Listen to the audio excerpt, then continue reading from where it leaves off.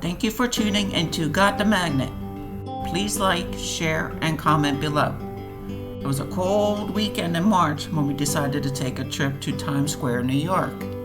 Day 1, we took the Amtrak from Philadelphia's 30th Street to Penn Station in coach class. And I have to say, coach was surprisingly comfortable. The seats were spacious and there was a small tray for snacks. We enjoyed some wraps and chips from Aldi's during the ride. There was an outlet available, but no USB ports for charging phones or computers.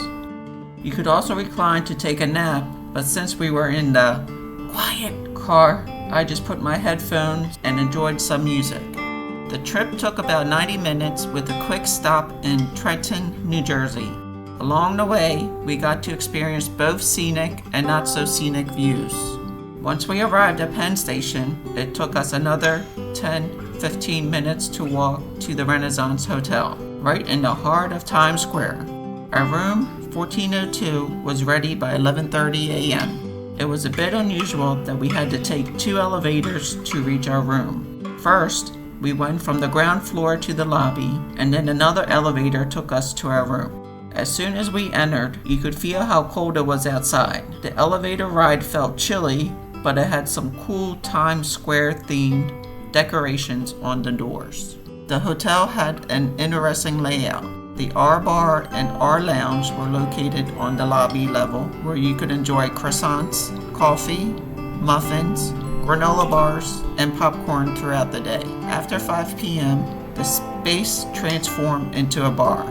The lounge itself was nice, although the seats were so low to the ground that it felt like sitting on a low bar stool. There were also some quirky sheep decorations around the hotel.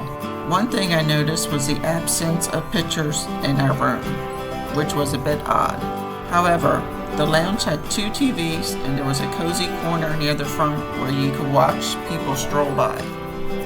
Later that night, we headed to the Golden Theater to see the Broadway show Operation Mince Meat, described as part Mel Brooks, part Hamilton, and part Six the Musical. The show was a hilarious take on a true 1943 World War mission. The cast did an amazing job with women playing men's roles and men playing women's roles. It was a must-see show. Before the theater, we had dinner at Tony's di Napoli, an Italian restaurant on 43rd Street in Times Square. The food was fantastic. We started with a caprese salad with tomatoes, mozzarella, arugula, drizzle of extra virgin olive oil.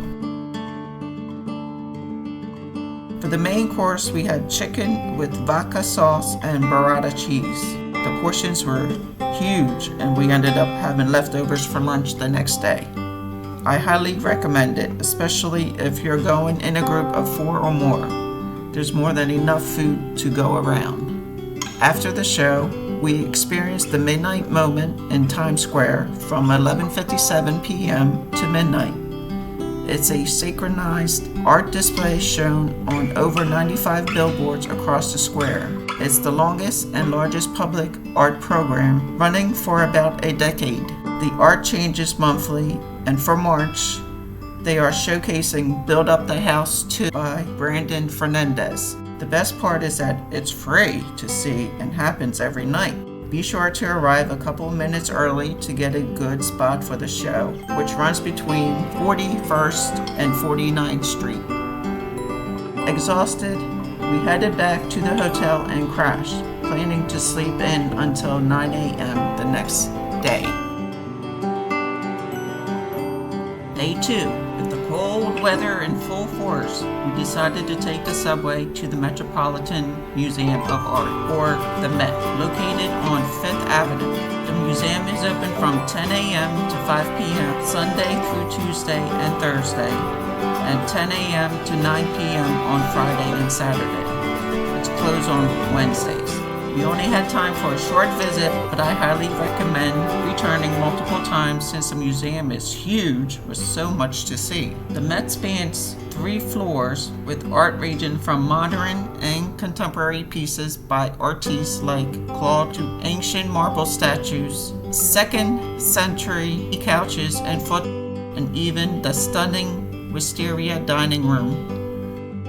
My favorite part was the armor section where you can see what soldiers, lords, and horses wore in past wars, complete with their swords and daggers. For dinner, we went to Gordon Ramsay's Fish and Chips, located on 44th Street and 5th Avenue. The food was delicious.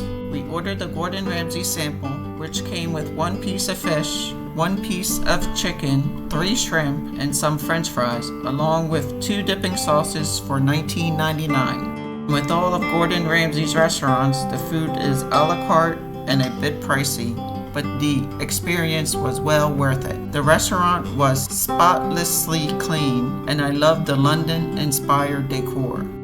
They even had a picture of Gordon Ramsay on the wall looking over the dining area. After dinner, we headed to the Broadway Comedy Club to see a hilarious lineup of comedians, including Vanessa Jackson, Brian Scott McFadden, and Cody Lewis. We were among the first to arrive and had the chance to choose our seats. My husband picked a front row table in the center, and the comedians even interacted with us, asking about our relationship. Joe joked that I must be a saint to have been married to him for over 30 years. And with that, our trip to New York came to an end. We returned home the next day, reflecting on the amazing time we had. I want to go back soon to see more Broadway shows and explore more of the Met, as we only had a couple of hours there. Don't forget to like, share, and comment on Got the Magnet to let me know what you'd like to see more of. See you next time.